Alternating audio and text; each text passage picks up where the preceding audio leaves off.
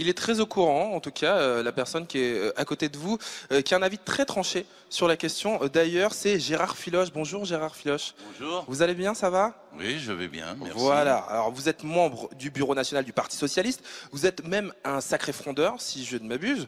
Vous avez été inspecteur du travail, vos connaissances en droit du travail d'ailleurs nous seront très utiles. Vous avez même publié un livre chez Hugo Doc qui s'appelle « Vive l'entreprise », point d'interrogation, le code du travail en danger. Et je l'ai même amené, le code du travail. Ah voilà, bien. on va pouvoir se reposer dessus. Le vrai.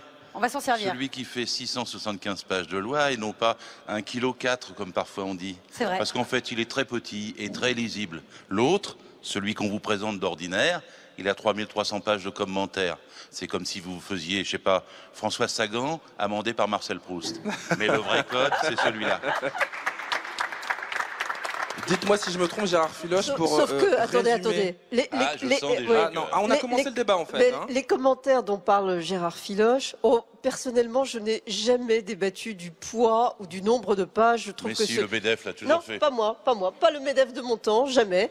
Parce que vous avez dit la liberté de penser ça s'arrête là où commence le code du travail. Ça, voilà, c'est vrai. C'est encore pire. Non, c'est mieux.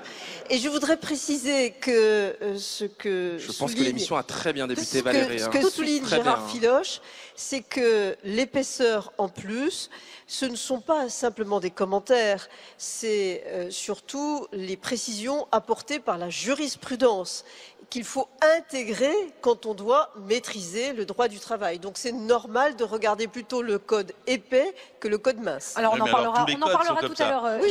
Tous les codes sont comme ça. On va finir la présentation si vous pouvez. Le code des impôts notamment. On en parlera. C'est pire, c'est pire, vous avez raison. On va d'abord vous présenter. Il a raison, le code des impôts c'est plus délicat. On a un autre invité, Valérie. Hein. Évidemment, c'est Bruno Teboul. Bonjour, vous êtes Bonjour. directeur scientifique, recherche et développement et innovation du groupe Kérus. Donc c'est un cabinet de conseil en nouvelles technologies. Vous êtes également enseignant-chercheur en économie à Paris-Dauphine et vous avez publié aux éditions Kawa le livre intitulé L'ubérisation, économie déchirée. Point d'interrogation. En tout cas, vous êtes un observateur des grandes mutations de l'économie.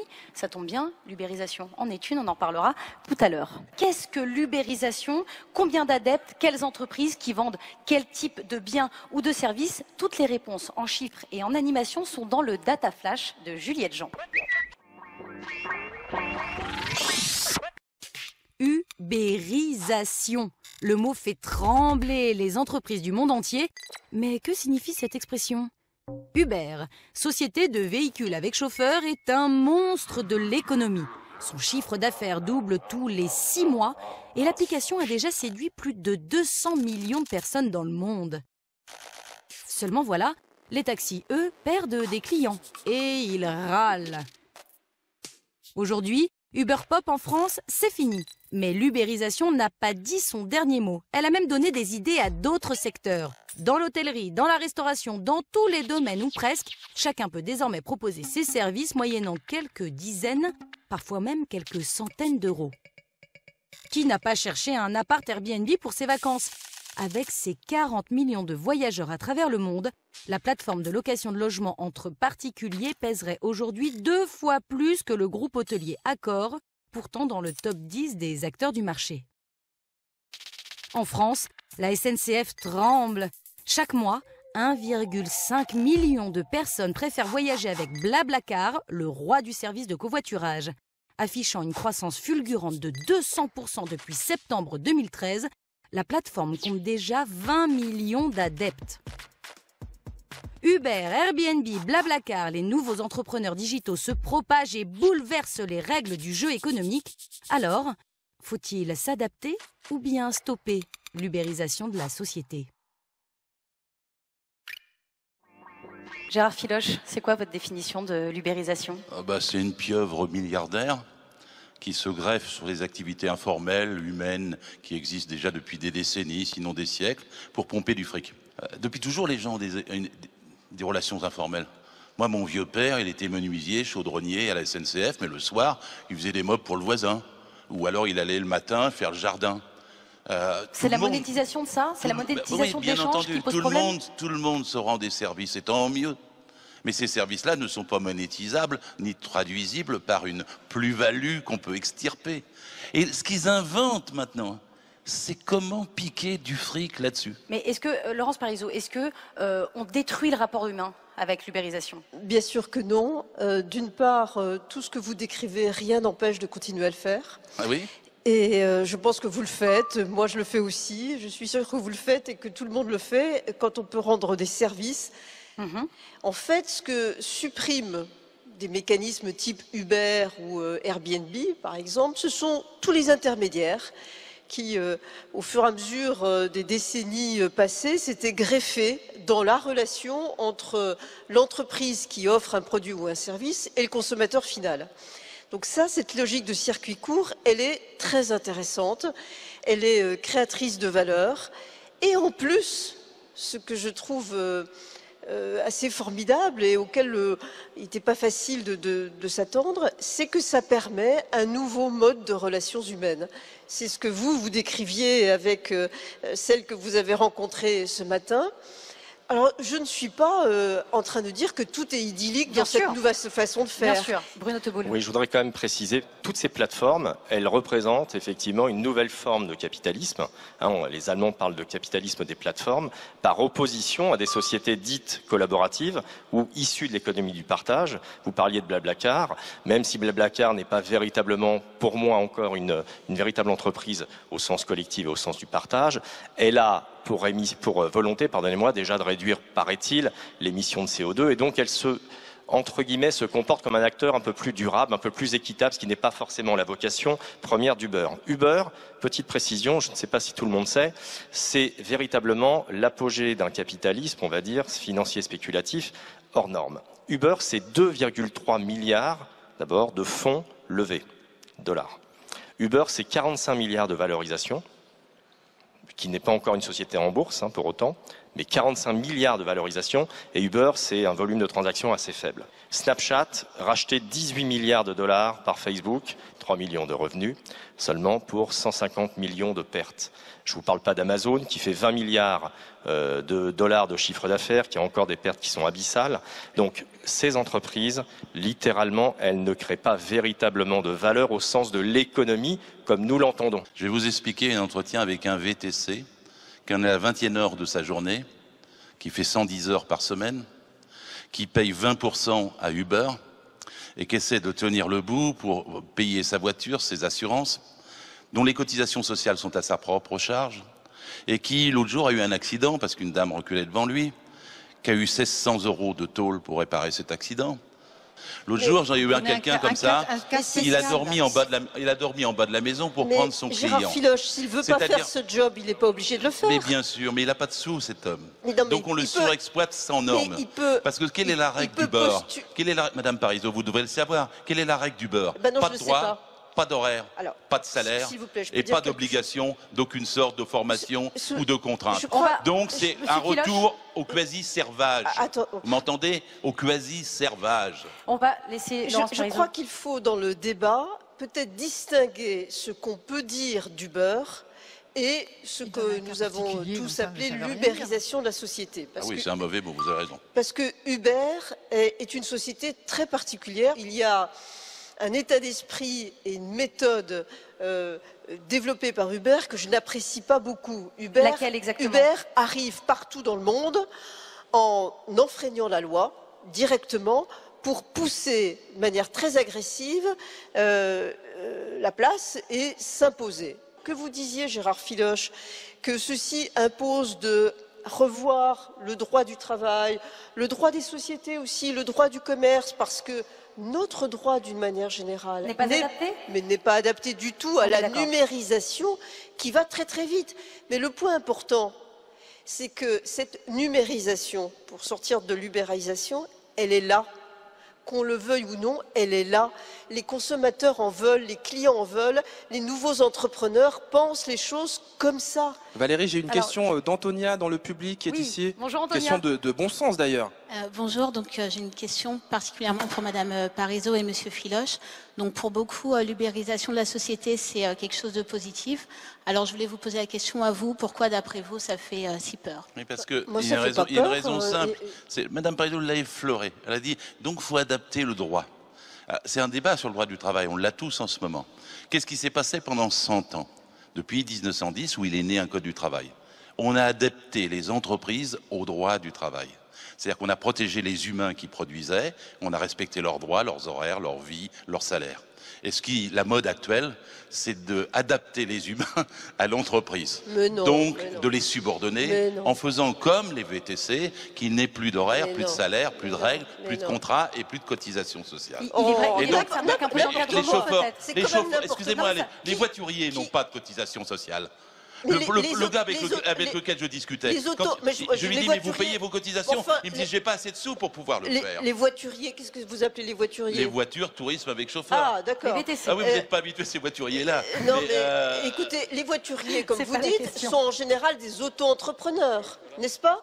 Les auto-entrepreneurs payent des cotisations sociales. Enfin, écoutez, d'ailleurs, à mon avis, trop élevées. Excusez-moi, ils sont pas forcément tous auto-entrepreneurs. Beaucoup le sont. Ils sont pas tous déclarés et ils travaillent pour le compte d'Uber dans des conditions sans droit ni loi. Non, mais vous parlez sans droit ni loi. Vous parlez d'Uber Pop. Je parle malheureusement de tous les Uber puisqu'il n'y a pas de règle horaire. Mais c'est pas la Il y a une durée maximale du travail en France, Madame Parizeau, vous le savez. C'est 48 heures. Alors, c'est 48 heures, vous le savez. On va continuer ce ils débat, font s'il vous beaucoup plaît. plus. Gérard 110 heures. 110 heures. Mais monsieur l'inspecteur du travail, s'il dépasse ces 48 heures, rien ne vous empêche de dire attention. Personne ne peut le faire, on n'a pas les moyens. Ah bah oui. Mais vous déplacez le sujet. Je ne déplace pas le sujet. Si, parce que si on n'a pas les moyens de faire respecter la loi, ça c'est un vrai sujet dont on peut débattre. Donc il faut sanctionner Uber pour qu'il ait un contrat de travail. Il n'en a pas. Non, très bien. Vous pouvez sanctionner celui qui va au-delà de l'heure légale. Oui, alors on va continuer, on va poursuivre juste après. Laurence Parizeau, on va poursuivre juste après. Vous avez une petite précision à apporter, une petite précision sur le plan économique aussi qui me paraît important. Uber, c'est 2200 salariés, c'est-à-dire pas plus, pas moins que les collaborateurs qui forment le groupe dans lequel je travaille. Exactement. On fait 200 millions, voilà, on fait 200 millions d'euros de chiffre d'affaires. C'est une PME et aujourd'hui Uber, c'est 2200 salariés, en tout cas contrats de travail salariés en tant que tel. Le reste, ce sont effectivement des emplois d'indépendants. L'ubérisation conduit inévitablement à une forme de précarisation de l'emploi parce que le salariat est en perdition. C'est une évidence, c'est une certitude, les chiffres sont là. Très bien. Après avoir fait trembler les chauffeurs de taxi, le modèle économique d'Uber touche maintenant bien d'autres domaines comme la banque, l'assurance, les loisirs. La liste est longue et loin d'être exhaustive. Dans cette liste, on trouve aussi la restauration. Oui, à manger, effectivement. Voulez-vous-dîner.com est un site internet qui met en relation des gens qui veulent sortir dîner avec des gens qui cuisineront pour eux également. Gérard Filoche, est-ce que ça vous choque qu'on fasse à dîner et qu'on fasse payer des gens pour venir dîner chez soi? Franchement, on est dans la caricature à mes yeux. C'est un vrai site qui existe vraiment. Oui, je sais bien, mais pour moi, ce sera une blanquette d'agneau. J'invite Madame Parizeau, elle me dit qu'elle ne sait pas faire la cuisine. Moi, je sais la faire, mais je veux pas d'argent. Ah bah voilà, c'est toute la différence. Je mangerai convivialement avec tous ceux qui seront à ma table. Est-ce que vous comprenez qu'il y a des gens qui ont envie de... Parce que c'est ce qu'ils savent faire finalement, faire à manger, et puis... Ça a toujours été... C'est ridicule de monnayer ça. Pourquoi, je l'avais dit au début, pourquoi il y a des gens qui passent par là-dessus et qui prennent du fric? Heureusement quand même qu'on est capable de s'inviter sans que ceci se produise. Bruno Teboul, qu'est-ce que vous en pensez? Cet exemple-là, mais comme d'autres, parce qu'on parle souvent d'Airbnb, mais il y a aussi Drivey pour prêter sa voiture, il y a aussi plein d'autres choses. Mon père jardinier va se retourner dans sa tombe. Je pense que tout ça s'inscrit malheureusement dans une espèce de phénomène un peu de mode, c'est un peu la gimmick pour moi. Si vous voulez, quel est celui d'entre vous qui n'est pas devenu à moitié fou en voulant prendre un billet de train sur sncf.com, qui se dit, bon, je vais demander aux enfants, aux amis, aux petits-enfants si ça leur convient, qui revient 2 heures après, et le billet qui était à 30 € est passé à 50 €, parce qu'entre-temps, il y a eu de la demande. Qu'est-ce que c'est cette histoire? À une époque, on payait au kilomètre. Maintenant, on paye à l'offre et à la demande. Et ben, Mireille, vous permettez, je vois ça rebondit sur le hashtag FlashTalk. Bravo Mireille. Il y a Guy qui dit il faut casser les monopoles, les taxis, le voyage en train, puisque vous en parlez, nous sommes en 2015, la demande est là, le code du travail doit être simplifié, l'uberisation a toute sa place. Jérôme aussi voulait intervenir sur cette question et rebondir si je ne me trompe pas, Jérôme. Absolument, mais ce que je trouve intéressant dans l'ubérisation, c'est que sans doute c'est un signe pour l'économie traditionnelle de se dire qu'il est urgent de se transformer. En fait, l'ubérisation, c'est la révolution des usages. tous nos usages changent en permanence. Si les entreprises qui aujourd'hui ne voient pas que nos usages changent, ne s'adaptent pas, alors nous irons vers des sociétés comme Uber. Donc l'urgence, c'est que les entreprises traditionnelles se transforment. Et ça veut dire qu'il faut que les patrons, Madame Parisot, vous le savez, les patrons acceptent cette idée de se transformer et ne regardent pas Internet comme un simple outil de communication, mais bien comme un outil de transformation de nos usages. Aujourd'hui, c'est urgent. Merci beaucoup. Est-ce que vous pensez justement, Laurence Parisot, que les entreprises rechignent? Je ne crois pas qu'elles rechignent, mais elles sont perplexes. Beaucoup de secteurs d'activité Parce qu'aujourd'hui, ça touche tous les domaines. Absolument. On le voyait avec la restauration, vous avez tout à fait l'hôtellerie, les raison. loisirs. Regardez par exemple l'hôtellerie, même les plus grands hôtels, les plus grands chefs d'entreprise, les plus belles équipes, par exemple. les plus belles équipes marketing des plus grandes chaînes d'hôtels n'ont pas vu arriver le choc Airbnb. Et maintenant qu'elles sont confrontées, ces entreprises, à cette offre nouvelle, elles ont beaucoup de mal à réagir. Toutes ces questions-là doivent être débattues par les politiques, par ceux qui participent au débat public, et on a besoin de légiférer sur cette question. Il y a un pays moderne, s'il en est, c'est la Californie qui vient de se plancher là-dessus. Elle a pris 2 décisions ces temps derniers. D'une part, que tous ceux qui étaient sous les donneurs d'ordre Uber devaient être alignés comme des salariés et posséder les mêmes droits, les mêmes salaires, les mêmes obligations que tout autre salarié de la société Uber. Ils ont fait la même chose pour McDonald's. C'est-à-dire qu'en fait, la sous-traitance ne peut plus être utilisée comme une façon de contourner les droits des salariés, mais les salariés des entreprises sous-traitantes doivent être rapportés à la convention collective et à la situation de la maison mère de l'entreprise utilisatrice. Ce serait un grand pas en avant, parce que c'est une façon d'interpréter tout ce dont on parle et d'éviter que ça soit le système qui dégrade en fait les droits jusqu'à n'en plus avoir, comme à Londres, où il y a des contrats 0 heure par contre, et il y a des millions de gens qui attendent qu'on les siffle pour venir travailler. Ça, c'est le comble, si j'ose dire, de l'ubérisation. Mais si vous voulez utiliser, je termine ma phrase, si vous voulez utiliser tous les développements numériques qui sont en train de se produire et tout ce qui en ressort dans l'économie actuelle, il faut le faire en protégeant les droits des salariés et en les en montant sur le haut, comme en Californie. Comme en Californie. On va juste après. Il est terminé. Or, très rapidement, il faut que vous compreniez aussi, Monsieur Filoche, que tout ça, notamment dans notre pays, est aussi une réaction contre une hyper-réglementation qui... Oui, monsieur. Valérie, le public, le code du travail, vous l'avez déjà passé à la également. Je ne parle pas, attendez, je ne parle pas que du code du travail, c'est vous qui êtes obnubilé par le code du travail. Parce qu'il est essentiel, c'est le code vital pour les salariés. Il y a une hyper-réglementation de tout. On va y arriver juste après. Qui enserre l'économie. Ce que ces nouveaux modèles essayent de faire, c'est aussi décloisonner. Exactement, et de donner plus de marge de manœuvre à toutes les initiatives économiques. Valérie, Alban, on t'a vu tout à l'heure, mais toi, depuis tout à l'heure, tu sautilles dans tous les sens. Dis-moi ce qui se passe. D'abord, j'en ai un petit peu marre d'entendre Uberisation, puisqu'on n'arrête pas de leur faire de la pub. Donc déjà, j'aimerais bien qu'on trouve un autre système d'expression à ce sujet. La numérisation, je trouve ça parfait. Donc ça, c'est déjà le premier point. Ensuite, je voulais revenir sur ce que vous disiez, Madame Parisot, tout à l'heure, en disant que le consommateur était demandeur de ça. Je ne pense pas que le consommateur soit demandeur d'une réduction de services et d'une éparpillation du service. Ça, c'est pas vrai. Le consommateur, il n'a juste pas d'argent. Moi, quand je fais du blablacar, c'est pour rentabiliser mon trajet. C'est parce que je n'ai pas d'argent. Ça me fait pas rigoler de faire du blablacar. Je suis très content de rencontrer des gens, mais c'est juste que je n'ai pas d'argent. Les gens qui prennent Uber, c'est parce qu'ils n'ont pas les moyens de prendre un taxi. Et oui, c'est pas le même prix. Non, détrompez-vous, c'est cher. Bien sûr que si. Ça reste... Ce qui est dramatique, c'est que ces entreprises-là surfent sur la misère. Non, mais Uber n'est pas moins cher. Concernant le code du travail, pour revenir vers Gérard Filoche, là où il a raison, c'est comment on peut mettre des entreprises en concurrence qui ne respectent pas les mêmes règles. C'est impossible. On va écraser des gens qui, eux, respectent les règles, paient des charges sociales, respectent, si on peut dire, le travailleur, parce que ce n'est pas toujours le cas, admettons, et d'autres qui n'ont aucune règle et qui viennent se mettre en concurrence ici, d'où les coûts. Il faut pas rêver. Oui, les coûts vont avec ça. Et là, d'un coup, on se dit, tiens, on va mettre tout le monde en concurrence et ce sera... Attendez, j'ai été interpellée, donc je voudrais répondre. Laurence Parisot, vous voulez lui répondre directement à Alban.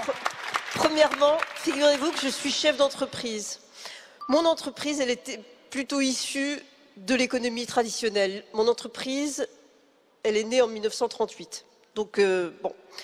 Et moi, en tant que chef d'entreprise, je m'inquiète de la concurrence qui peut venir autour de moi, de nouveaux entrants qui ne joueraient pas les mêmes règles du jeu que moi.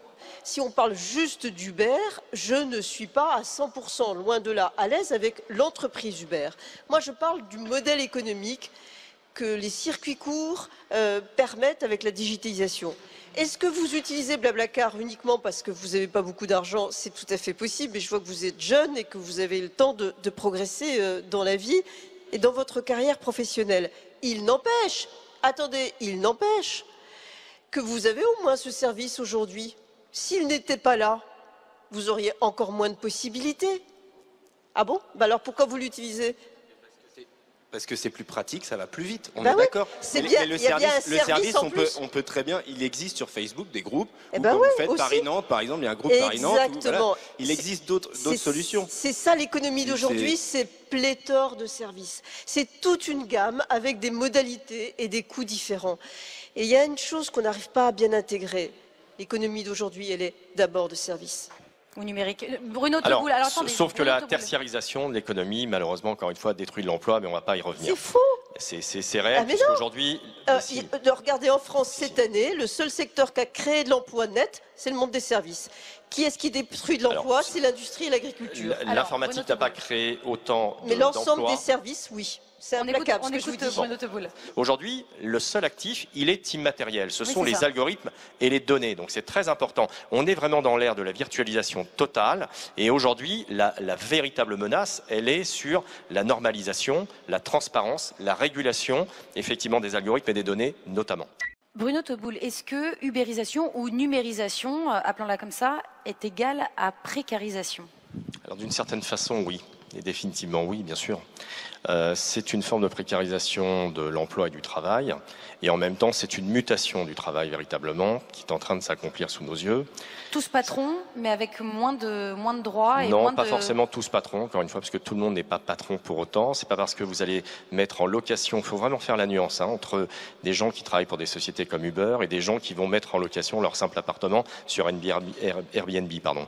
Il n'y a pas lieu de penser que ce sont des patrons ou des salariés ou des collaborateurs. Ce sont des gens comme vous et moi qui pouvons, en plus de leurs revenus, quels qu'ils soient, mettre effectivement en location un appartement ou mettre en location une voiture ou un autre service. Donc ce n'est pas tous patrons pour autant, tous intermittents sans doute. Et donc il va falloir réfléchir effectivement peut-être à des formes de généralisation et de changement du statut, même d'intermittence, parce qu'on va vers une forme de freelancisation des jobs. À l'horizon 2025, toutes les études sérieuses le montrent et le prouvent.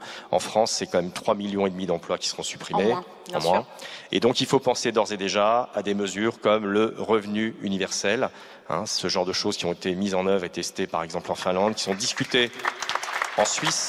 C'est fondamental. Ce sont des questions de société. Justement, Valérie, beaucoup de choses sur le hashtag Flash Talk. Merci d'être aussi nombreux à tweeter avec nous et à participer à ce talk, à ce Flash Talk exceptionnel. J'ai une question là, par exemple. Le problème n'est-il pas que ces plateformes cessent d'être des sources de revenus annexes pour devenir des revenus principaux? C'est une question pour Gérard Filoche, directement. Qu'est-ce qu'on fait de ce revenu, Gérard Filoche? Justement. C'est le morcellement du travail?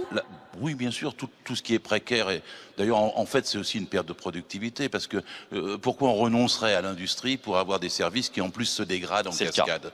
Et donc, en vérité, il faut défendre notre industrie, et dans les services, il faut faire réguler le droit pour les salariés et puis pour les usagers. Tout à l'heure, Alban avait raison, parce que finalement, ça finit par être, derrière le grand nom de numérisation, ça finit par être des petits services sur les pauvres. Gérard Filoche, il y a Mehdi, par exemple, qui veut intervenir depuis tout à l'heure. Je te donne la parole, camarade. L'économie, elle s'ajuste en fonction d'une loi qui est simple, je ne vais pas vous l'apprendre, c'est l'offre de la loi et de la demande. Si l'offre, elle voit que la demande est forte, qu'est-ce qu'elle va faire? Elle va proposer quelque chose. Dans ce cas-là, c'est nous qui sommes perdants et les entreprises aussi. Les entreprises, si elles voient qu'il y a une demande qui est forte, qu'est-ce qu'elle va faire? Elle va y répondre. En ce moment, les entreprises, elles préfèrent spéculer que d'embaucher. Ça rapporte plus l'argent que le boulot. Laurence Parisot, si vous voulez répondre à Mehdi. Je réponds à Mehdi et puis à M. Filoche et à M. Teboul, parce que entre le catastrophisme un peu désuet, à mon avis, de Gérard Filoche et le pessimisme technologique de M. Teboul, je préfère votre réaction qui consiste à dire il y a une offre, il y a une demande, comment on fait pour l'ajuster? 89% des Français sont pour l'ubérisation. Alors peut-être sans en comprendre vraiment les enjeux ou sans voir tout le mal qu'il peut y avoir derrière. Moi, j'adhère au fait que le mot ne convient pas bien. C'est Maurice Lévy qui, vous savez, le grand publicitaire qui a installé cette idée avec son talent. Parce que ce qui est quand même intéressant, c'est que quand il l'a dit une fois, ça a suffisamment marqué les esprits pour que tout le monde la comprenne. Madame Parisot, il y a un tweet de Fanny #FlashTalk qui nous dit « Et si on ubérisait carrément l'éducation et de ce fait l'existence même des diplômes ?»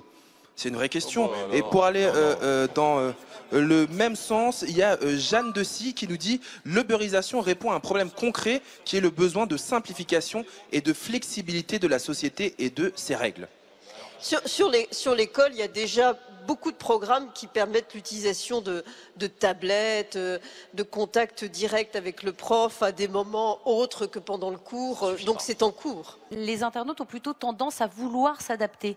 Quel message vous auriez envie de leur envoyer? Je suis un peu effrayé là. C'est société à la Mad Max. Hein, c'est les journaliers, les loueurs de bras, les débrouillards, les individuels. Comment vous expliquez que aujourd'hui, il y a toute une génération qui, sur Internet, revendique? Je suis en train de vous le dire. C'est-à-dire que quand on retourne à un monde sans droit, atemporel, désorganisé, les gens se disent d'abord c'est brillant, c'est bien, je vais pouvoir faire ce que je veux. Puis au bout d'un an ou deux, ils disent j'ai pas un bon salaire, je veux pas être logé correctement, mes enfants je peux pas. Voilà, et j'ai pas de protection sociale quand j'arrive à la retraite. C'est pour ça que je dis c'est Mad Max. Tout à l'heure on parlait des salariés bien formés. Et ce sont les salariés bien formés, bien traités, bien payés qui produisent le plus. C'est pas les flexibles, les individuels. Excusez-moi pour les auto-entrepreneurs. Aujourd'hui, il y a 1 200 000 entreprises. Une entreprise, ça commence quand il y a un salarié. Oui. Sinon, ce n'est pas une entreprise. Bien sûr. Les autres, c'est des loueurs de bras, ils se débrouillent, ils s'auto-exploitent, ils cherchent les accords qu'ils peuvent, les contrats qu'ils peuvent, et ça finit avec des journées de 10 heures. Comme les dentelières du 19e siècle. Mais comment on fait aujourd'hui pour s'adapter? On n'est pas en train d'inventer beaucoup, c'est pas une adaptation. On arrive au 18e. Non, c'est pas une adaptation. Parce qu'à la fin, on dit vous travaillez à domicile. Alors moi, je comprends l'engouement de tas de gens, mais c'est parce qu'ils ne connaissent pas bien ce qu'ils ont. Alors c'est pas sûr, ils savent pas qu'ils vont tomber dans la trappe. Ici, dans le public, la parole est aussi importante que celle de nos invités experts. Il y a par exemple Arnaud qui a répondu à notre invitation via le #FlashTalk. Arnaud, viens par ici, camarade, impose-toi.